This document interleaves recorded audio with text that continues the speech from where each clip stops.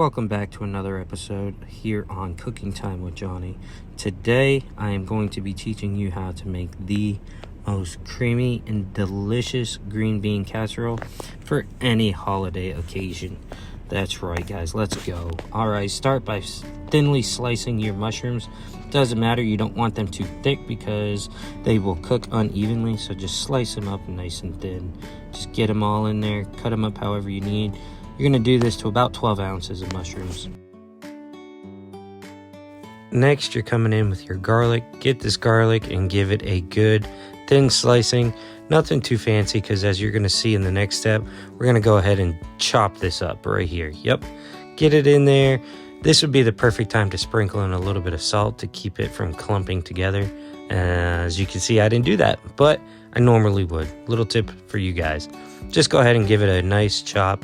We want to mince it up real good, the best you can. Just get in there and chop it all up nice and fine. Next, guys, you're going to have your hot pan. And to that hot pan, you're going to go ahead and add your 6 tablespoons of butter. That's right, let that butter get in there, melt it, stir it around, do whatever you got to do to get that butter to melt down, because you're going to want all that butter melted just so it coats the bottom of the pan. Once that's all melted, you're going to go ahead, come in with your mushrooms, get those in there, spread them out evenly in the pan, stir it around. Next, you're going to be adding some simple kosher salt. Add that in there. Keep adding some salt for flavor, trust me. Mushrooms have a lot of moisture in them. Next, you're going to come in with some pepper. Freshly ground black pepper works best, but you know, any black pepper will do. Go ahead and get a spoon, stir this around. Like I said, you're just trying to cook down these mushrooms. They do have a lot of moisture, so you want to make sure you cook most of it out. Now, you're going to come in with your minced garlic. Go ahead and get that all in there. The smell is amazing right now. Get a spoon, stir it all together. As you can see, continue stirring till everything's mixed together good. Now you're going to go ahead and come in with some thyme. Fresh thyme is the best, but if you don't have it, ground thyme or dried thyme will do just as well. As you can see, I'm peeling off the thyme from the stems. I don't really like putting the stems in there, but every now and then you can let one put it in there. It's up to you. I just don't like it because then I have to pick it out later.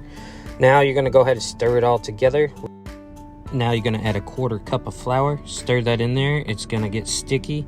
It's all right. You're going to go ahead and add your chicken broth. Get that in there. Going to go ahead and stir it around. Try to get some of that clumpiness to soak up some of the liquid. As you can see here, it's getting clear. Now you're going to come in with your cup of milk. Add that and repeat the step. You're going to continue to stir it. You do not want this stuff to burn. You do not want your roux to burn to the bottom of the pan. Keep stirring. Now you're going to come in with a 1/2 cup of heavy whipping cream. This is optional, just something I like to do. It makes it a little richer and a little creamier. By all means, if you do not want to add heavy whipping cream, go ahead and add an extra cup of milk to this. Continue to stir. It will thicken up as it goes. Lower the heat to medium and just let that simmer. Do not forget to taste test. It's important. If it's not right, feel free to season till you see fit. Here you see me adding a little bit of salt, and I'm also adding a little more ground black pepper. That's going to make it taste perfect. Go ahead, stir it in here, and then once again, be sure to do the most important thing. Taste it. Yeah, buddy. I bet you that's good. Yeah, it is. See how thick this is getting right here? This is very important. Do not let it burn to the bottom of the pan. Continue to stir, and as it thickens, just continue to taste, so that way there you can season as needed. But mine came out good. Now it's time for you to go ahead and blanch your green beans. All that is taking some hot water, boiling them for about a minute or two, and then completely submerging them into ice cold water. It makes it a lush green color and crisp maintained. Go ahead, take your green beans, dump them into your casserole dish, as you can see me doing right here. Make sure you thinly cover the bottom. Blanching your green beans is super important. It keeps it from being soggy once you put your mixture into your casserole dish. Now come in, add some seasoning. I'm using just simple kosher salt here. Also going to add some black pepper. I love it. That fresh ground pepper adds to the overall taste of the green beans. Now you're going to go ahead, come in and pour in all that creaminess. Look how creamy that is. Make sure to scrape the pan, get everything out of that pan, because there's not a whole lot in here, but it goes a very long way. So once you get that all poured in there, you're going to just use the back of your spoon or the front and just spread out that mixture. As you can see, I'm just coating the top of these. It's a two-step process that I like to do. Some people would stop here, but what I say is it doesn't get to the bottom layer, so I completely mix it in, just stir it all in there the best I can without breaking the green beans. By blanching your green beans, guys, you will notice how stiff these green beans retain their shape or their form. It's just awesome. It adds that much more. Plus, they stay really crisp when you bite into them. Nothing is worse than a soggy green bean. All right, into a preheated oven at 375. Plop them in there. You're going to want to get these nice and hot and cooked for about 20 minutes to 25 minutes. Take them out.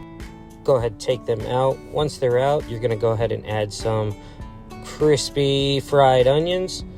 These happen to be store-bought. You could take an onion and fry them up, and it would add just that much more flavor. But to save time, I use store-bought, which is perfectly fine. Does not jeopardize the dish. Had I had more time, would have made it homemade. Not even gonna lie. But look at how beautiful this is with the store-bought. Yeah, buddy. Save some time. Thanksgiving is busy. That tastes good. Yeah, buddy.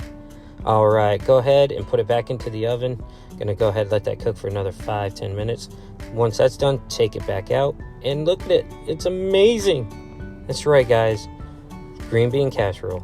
Look at all of that texture from the fried onions, the bubbling of the mixture underneath. There you go, guys. That looks awesome. Great job with your green bean casserole. Thanks for watching.